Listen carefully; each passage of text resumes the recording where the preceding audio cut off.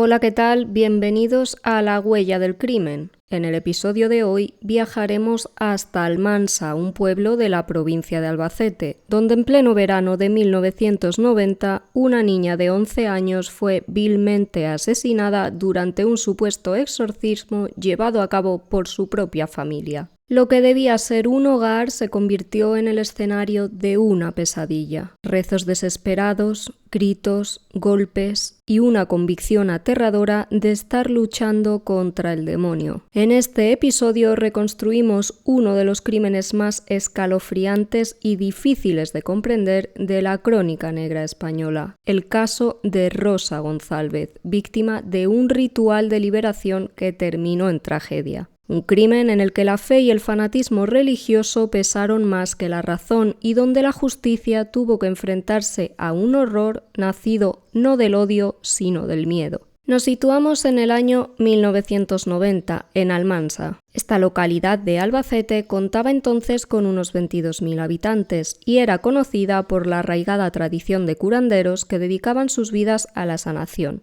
Muchos eran los que acudían hasta allí en busca de estos supuestos sanadores, con el fin de acabar bien con su mala suerte o bien de aliviar sus dolores. Rosa González Fito era una de las 350 curanderas que en aquel momento se dedicaba a esta actividad en el año 1990. Estaba casada con Jesús Fernández Pina y tenía 36 años. Su negocio le iba tan bien que su marido se pudo permitir dejar su trabajo habitual para dedicarse incluso a atender a los clientes de Rosa. Ambos eran padres de una niña de 11 años, Rosa María, una chiquilla alegre y risueña, como cualquier otra. La curandera era una mujer carismática, locuaz y con gran presencia. Se presentaba como sanadora y ofrecía todo tipo de brebajes, oraciones y sesiones de imposición de manos. Su marido, por su parte, ayudaba en sus labores gestionando la sala de espera de la consulta de Rosa, que habían alojado en su propio domicilio, situado en la calle de Valencia número 4 de Almansa. El negocio, como os he dicho, iba bien y la sanadora de hecho se creía especial, elegida por Dios.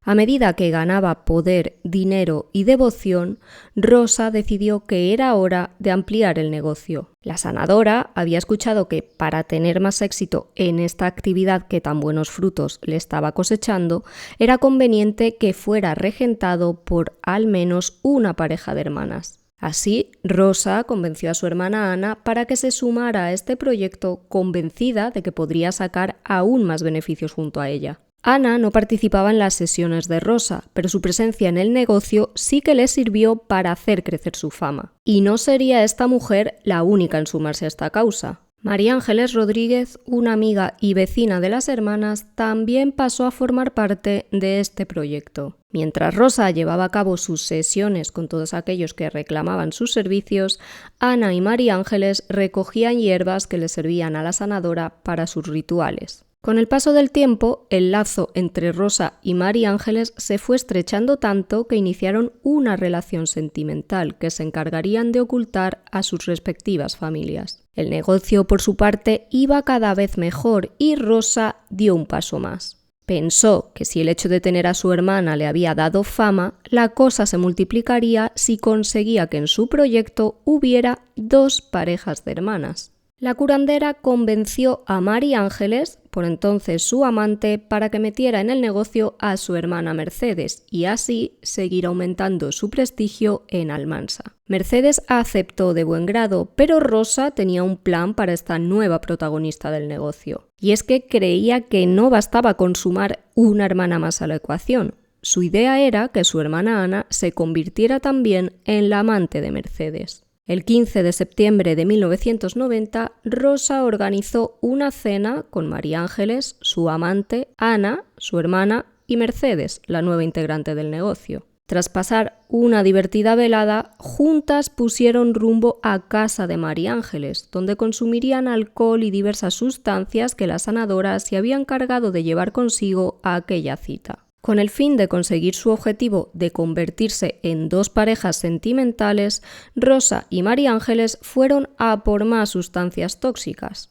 Querían acabar con la voluntad de sus respectivas hermanas, privándolas del sueño y administrándoles psicotrópicos para poder manipularlas. Hay que decir que, de hecho, lo consiguieron. Según contaron posteriormente algunas de ellas, Rosa en aquel momento hablaba con voz grave. Decía que el mismísimo San Jerónimo hablaba a través de ella. En los días siguientes destruyeron la casa, rompieron muebles y espejos, caminaron sobre cristales y llenaron las diferentes estancias de todo tipo de fluidos. Era, podríamos decir, un aquelarre sin sentido. Tras horas y horas de auténtica locura, el 18 de septiembre de 1990, Ana, la hermana de Rosa, se asustó por el cariz que estaban tomando los acontecimientos y optó por separarse del grupo, dejando claro que no quería estar allí y que no iba a participar en este tipo de actividades entre las otras mujeres. Las otras 3 integrantes del grupo para entonces llevaban varios días seguidos sin dormir y, como podéis deducir, estaban en plena psicosis. En un momento dado, María Ángeles empezó a sangrar y Rosa lo interpretó como un signo. Comenzó a gritar que el mal estaba en la casa y que el diablo había concebido un hijo, pero descartó que fuera su amante la que estuviera embarazada del demonio. Para la curandera, su propia hija, Rosa María, era la que, según ella, tenía el mal dentro de su vientre. A partir de aquí comenzó el horror, un horror que trataré de narrar con la mesura que merece, sin ser demasiado gráfica. Rosa, María Ángeles y Mercedes, bajo los efectos de las sustancias que llevaban días consumiendo, fueron hasta la habitación de Rosa María, la niña de 11 años. Entre las 3, la sujetaron y la inmovilizaron, mientras su propia madre empezó a extraerle las entrañas con sus propias manos. Mientras escuchaba a su hija pedirle que acabara pronto, Rosa le ordenó a María Ángeles que siguiera extrayendo demonios del interior de la niña. Las curanderas creían que Rosa María tenía ya no uno, sino varios dentro de su cuerpo. Según contaron los diarios de la época, el ritual, que duró en torno a unos 25 minutos, siguió con las 3 bailando alrededor del cuerpo mientras cantaban y rezaban.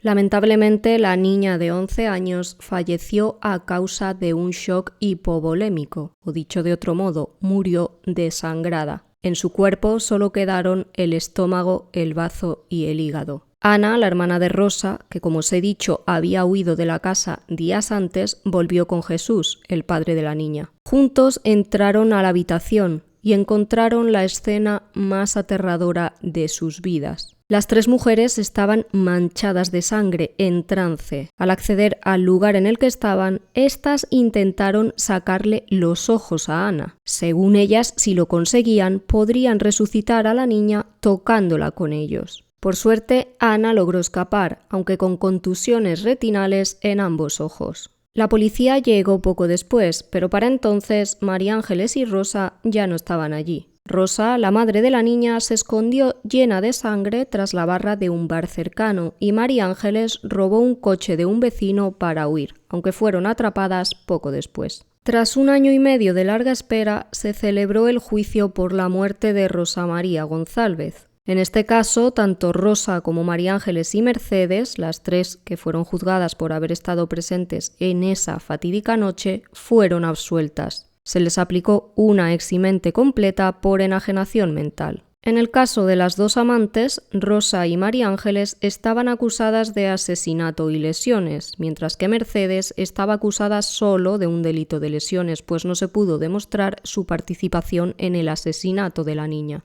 En cualquier caso, vuelvo a repetir, todas ellas fueron absueltas. Rosa y María Ángeles fueron ingresadas en un centro psiquiátrico. La madre de Rosa María pasaría allí 4 años, mientras que su amante solo estuvo 1 antes de recuperar la libertad. Mercedes, por su parte, nunca pasó por ningún tipo de centro y jamás fue privada de su libertad. Fue esta última, en cambio, la única que reconoció recordar cómo se habían sucedido los hechos aquel día. Rosa y María Ángeles sostuvieron siempre que no recordaban nada de lo que había ocurrido desde aquel 15 de septiembre de 1990, cuando planearon una cena entre amigas. El crimen de Almansa no fue solo una historia de locura, fue el resultado de creencias sin control, sustancias, poder sin límites y ausencia total de sentido común. Rosa María González tenía 11 años. Era solo una niña con toda la vida por delante. Su final fue tan cruel que cuesta describirlo sin estremecerse.